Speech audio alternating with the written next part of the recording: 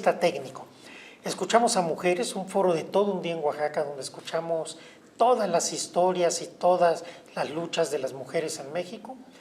Un foro de jóvenes recientemente en la UNAM, y el foro de hoy, que tuvo un formato distinto, que más que nada era un foro con empresarios y empresarias para hacerles saber un poco qué habíamos visto tanto en el tema de seguridad y de justicia, y después escuchar sus preguntas y sus cuestionamientos.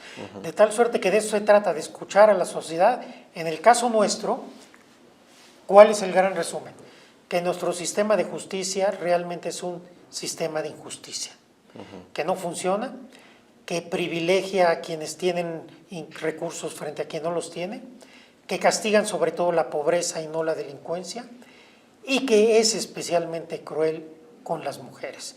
De tal suerte que a partir de ahí estamos diseñando una reforma integral de la justicia por primera vez en la historia de México, que sea viable, que sea atractiva, que sea realista y que podamos empezar a dar resultados muy pronto para la gente.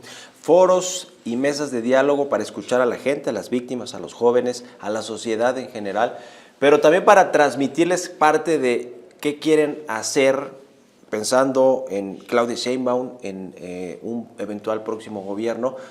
Y no sé si la primera barrera, y tú me dirás, Arturo, si estoy en lo correcto o no, es un tema del lenguaje, de lo técnico, de explicarles de qué se trata cuando se habla de sentencias, de resoluciones jurídicas, de jueces, magistrados, consejeros, ministros, de qué es lo que hacen. ¿Está por ahí también el tema?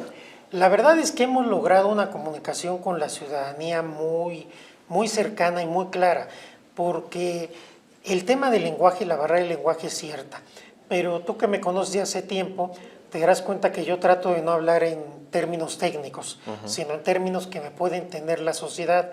Y menos además, en el TikTok, sí, ¿no? Menos por ejemplo, en el TikTok. O en las redes. Y además te sorprenderías lo que saben de derecho las personas que han tenido injusticias, que han estado 10 años en la cárcel injustamente, o les han quitado a sus niñas y a sus niños, mujeres, de violencia vicaria.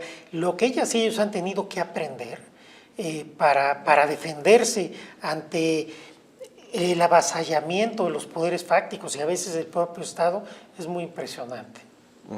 Ahora, hablando de las víctimas, tú como presidente de la Suprema Corte de Justicia de la Nación y después como ministro, estuviste muy cerca de las víctimas en los penales, con las mujeres, ayudando a que estas injusticias no se quedaran en eso, ¿no? Es decir, ayudando a los procesos a desempolvarlos, porque muchos se quedaron arrumbados, cantidad de mujeres y de hombres sin sentencias en las cárceles mexicanas, etcétera, a todas luces injusticias.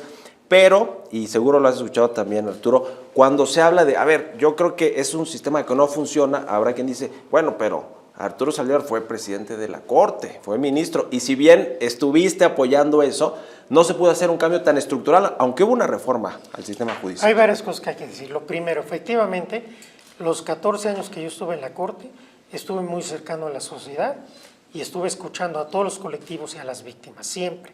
Fui el primer presidente de la Corte y el único hasta este momento que acudió a un penal a reunirse con las mujeres, a escuchar sus historias. A Santa Marta, Catitla. A Santa Marta, Catitla, y además que logramos que el Instituto de la Defensoría en mi presidencia defendiera la mitad de ellas, y en 4 años sacamos más de 44,000 personas inocentes de la cárcel. Esto es muy importante. Ahora, se dice, ¿y por qué no lo hizo cuando fue ministro o presidente? Cuando fue ministro, ¿cuál era mi responsabilidad? Dictar sentencias con perspectiva de género, de debido proceso, de defensa adecuada de las personas, es decir, hacer el paradigma de los derechos humanos. Eso se cumplió y lo hice. Después, como presidente de la Corte, impulsé políticas públicas para tratar de fortalecer y modernizar y limpiar el Poder Judicial. Hicimos muchos cambios en materia de paridad de género, en materia de combate a la corrupción, el nepotismo, etcétera, y una gran reforma judicial, no de la justicia, una reforma del Poder Judicial. No de la Procuración de Justicia, que son las fiscalías, los ministerios públicos. Lamentablemente esta reforma, que es muy positiva, dependía mucho del impulso que le diera quien presidiera la Corte y el Consejo. Y de alguna manera el impulso que nosotros le dimos, las políticas públicas, el compromiso con lograr estos objetivos, hoy pues ya digamos que la filosofía es otra y por eso creo que se requiere una reforma mucho más profunda al Poder Judicial, pero no solo al Poder Judicial Federal, poderes judiciales de los estados, a las fiscalías, a las defensorías públicas, a los métodos alternativos de solución de controversia, etcétera. Creo que se requiere una reforma integral de la justicia. Ya hay un texto, una iniciativa que propuso el presidente y el presidente como titular del Ejecutivo lo puede hacer y lo ha hecho y todos los presidentes han propuesto sus iniciativas. Vendrán estos foros, estos parlamentos, seguro todo lo que ustedes están haciendo abonará a la discusión. Pero, a ver, quiero preguntarte, antes de entrar en el detalle un poquito de lo que trae esa iniciativa del presidente, la reforma que tú promoviste como presidente de la Corte, junto con la Consejería Jurídica, ayudado, digamos, por el gobierno, también, ¿se contrapone o se complementa con lo que propone el presidente? Lo primero que debemos decir es que la reforma del presidente es una reforma a la manera como se arriba a ser juez o jueza en México y una modificación muy importante a la estructura del Consejo de la Judicatura Federal, que desaparece. Pero no es una reforma integral de la justicia. Nuestra reforma es mucho más ambiciosa. Claro que tomaremos como referencia y estamos asumiendo en principio esta reforma del Ejecutivo como nuestra, pero es una reforma que lo que hace es abrir el debate. Entonces, se va a abrir el debate, queremos elegir de manera con voto popular sí o no nuestras juezas y jueces, es oportuno este cambio en el Consejo de la Judicatura o no, y avanzar a la par de toda la otra estrategia de reforma integral que estamos nosotros también impulsando. No hay una contradicción, son complementarias las dos visiones, digamos. El tema me parece que más delicado, porque es polémico, porque es un tema hasta de debate internacional, es si deben elegir a los ministros, a los jueces, a los consejeros, magistrados, por voto popular, porque tú sabes, la premisa de quienes dicen que no debe de hacerse eso es porque se puede corromper, se puede influir en las campañas. A ver, el mismo crimen organizado como lo ha hecho en las campañas políticas. ¿Tú cómo lo ves? ¿Cuál es tu perspectiva? Primero, me voy a referir solo a ministras y ministros por brevedad, porque todo el tema de todos los jueces y juezas del país es un tema de mucha mayor complejidad que nos distrae. Ministras y ministros, que es el más alto rango del Poder Judicial y no a donde llegan las decisiones más importantes. No hay ningún sistema en el mundo que garantice que no se partidice el nombramiento de ministros, ministras, magistrados o magistradas, según cómo le llamen en cada país. El mejor sistema, que parecía el mejor sistema el de Estados Unidos, en la administración pasada se nombraron 3 personas juzgadoras en la Suprema Corte que cambió 180 grados el perfil ideológico de la Corte. Gracias a eso, las mujeres en Estados Unidos perdieron derechos que tenían hace 50 años.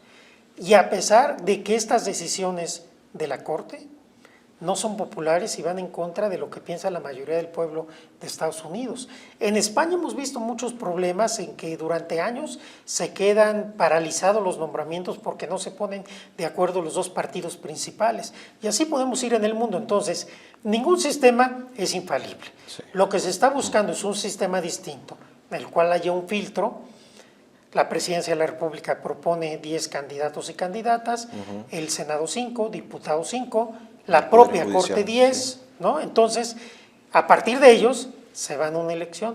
Entonces, digamos que la lejanía de los partidos políticos y el compromiso de quien te propone se diluye mucho.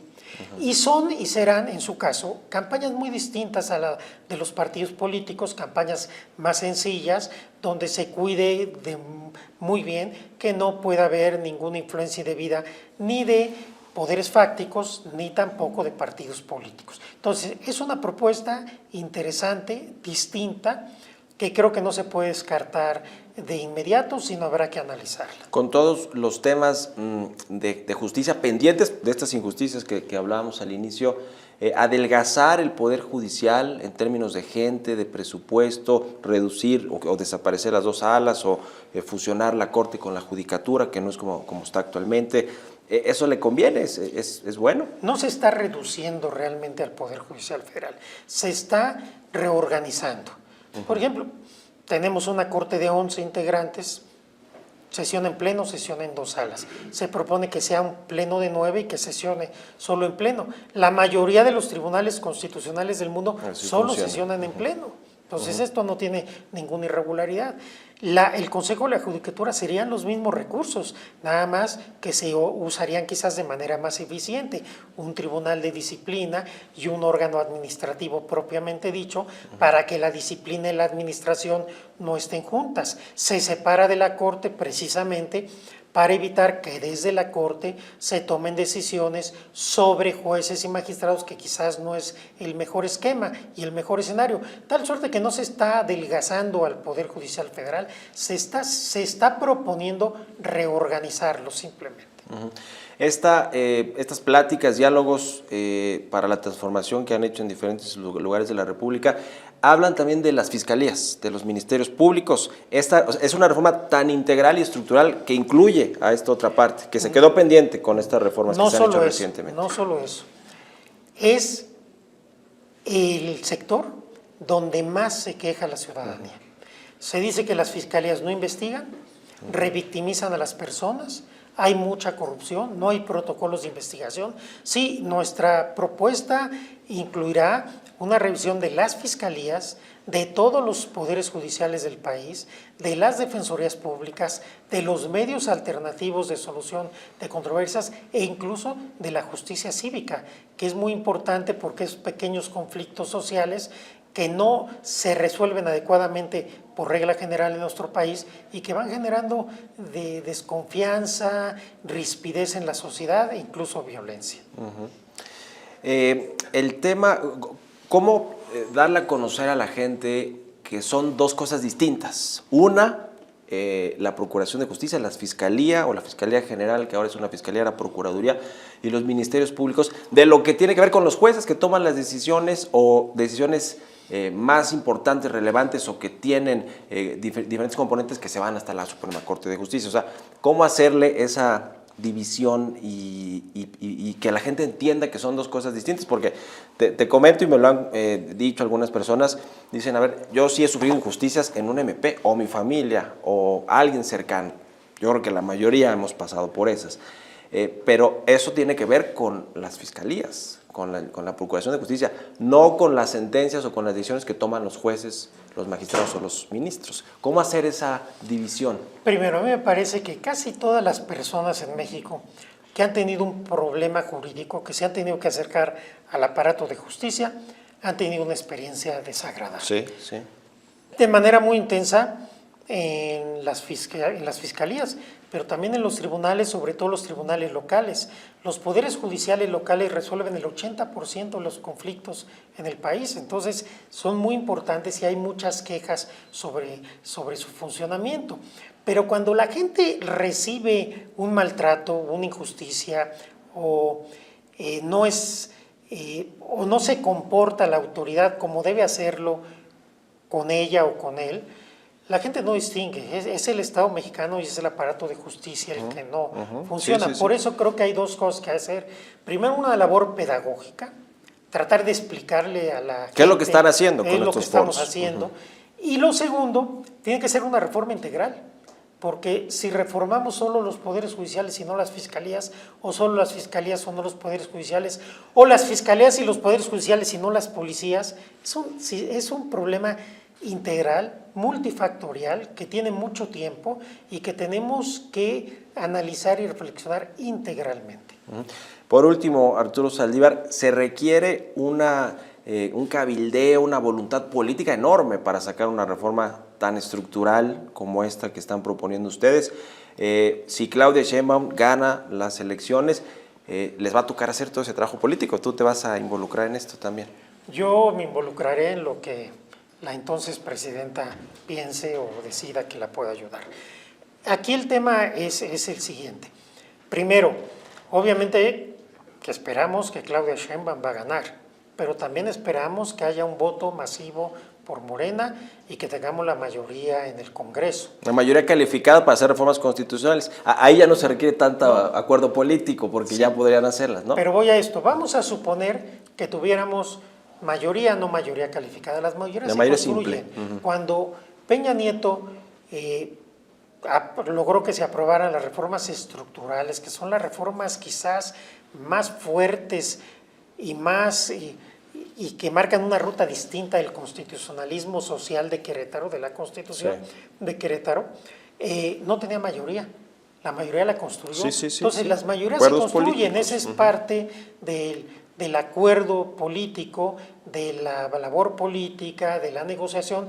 Y yo creo que estas reformas, las que se plantearán, no solo en mi eje, sino en todos los ejes, van a ser reformas plausibles, van a ser reformas que se pueden defender por sí mismas. Y yo espero que lleguemos a un momento en que haya la concordia necesaria para que todas las fuerzas políticas podamos abrazar una reforma que nos permita transitar hacia un país mejor.